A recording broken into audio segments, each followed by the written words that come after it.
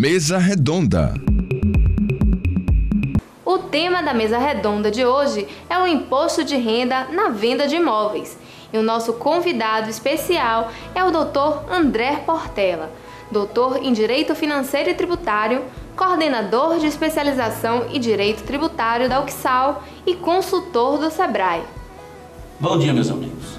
Inclusive, o doutor André Portela foi meu professor na escola e hoje é coordenador de pós-graduação de Direito Tributário da Católica. Essa semana, eu que tive a necessidade de vender o imóvel, tive uma grata surpresa de ter descoberto uma situação em que eu fiquei isento.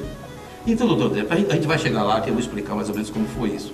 Mas eu queria saber do senhor, que é especialista, doutor em Direito Tributário, o que é lucro imobiliário?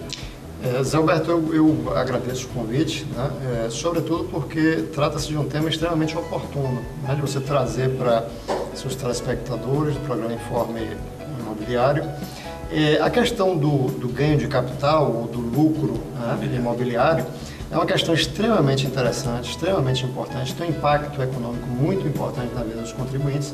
E o que a gente percebe no dia a dia, né, da assessoria tributária é que existe um desconhecimento muito grande com relação à tributação, no caso do imposto de renda, sobre ganho de capital ou sobre o lucro imobiliário. Então, só para você ter uma ideia, existem algumas isenções, e a gente vai falar ao longo desse programa, existem algumas isenções que não são de conhecimento dos contribuintes, ou então, quando são de conhecimento, eles incidem em muitos equívocos com relação à forma de interpretação dessas isenções. O ganho de capital, como você me perguntou, ele vai ser, o lucro imobiliário vai ser simplesmente aquela receita que o contribuinte vai ter em virtude da venda de um determinado imóvel em valor superior àquele que ele adquiriu. Então, se o indivíduo adquiriu o imóvel há 10 anos atrás por R$50 mil e hoje vendeu a 150 mil, em princípio, em termos lineares, o ganho de capital seria da ordem de 100 mil e ele teria que pagar um imposto de renda da ordem de 15%.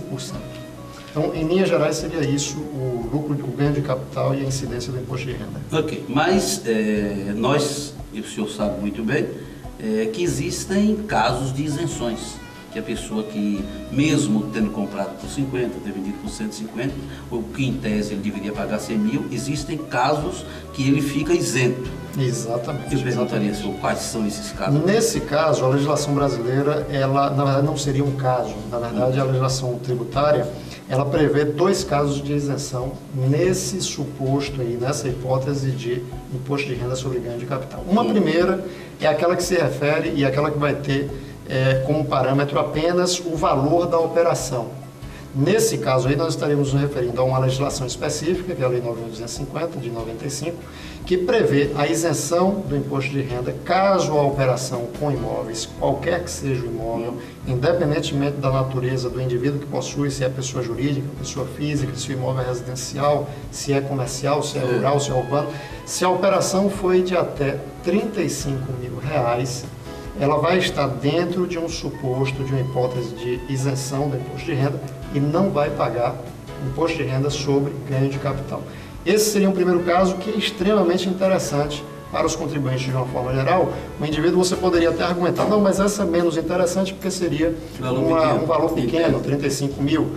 Nesse caso, perceba que há uma possibilidade de que você planeje a operação, estruture a operação de um bem, por exemplo, de valor de R$350 mil e você consiga aplicar a isenção pelo fato de você ter estruturado a operação de forma que as parcelas ou a parcela do imóvel que está sendo vendida ao mês é de até 35 mil. Esse é um detalhe importante. Essa isenção, ela se refere apenas ao valor mensal por CPF. Mas, doutor, me explique, então, isso não seria o caso de eu vender o apartamento de 10, vamos dizer, em 10 prestações, não? Não. A questão é a operação de transmissão do imóvel é que tem que ser uma operação por mês de 35 mil. É diferente de você vender um bem parceladamente durante 10 meses. Uma coisa é você vender o bem, eu vendo o bem de 350 mil para você, passei, você vai me pagar em 10 parcelas.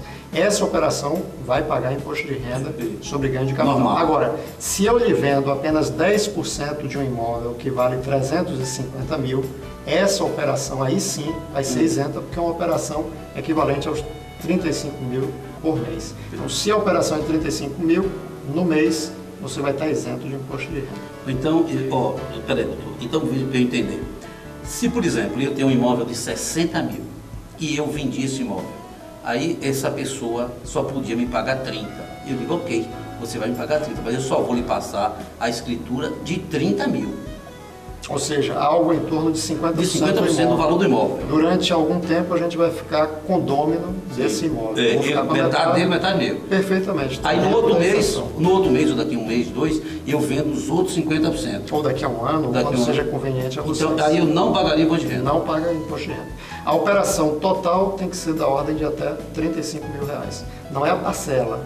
Isso aí, entendi. Mas nós vamos agora a um rápido intervalo e eu queria deixar exatamente no ar essa pergunta, que é aquela que quase nós todos conhecemos, é que se fala que se você comprar um imóvel e vendendo o imóvel e comprando outro dentro de 6 meses, que você não paga imposto, esse lucro imobiliário, ok? Então a gente volta em um minuto, o senhor vai me responder isso.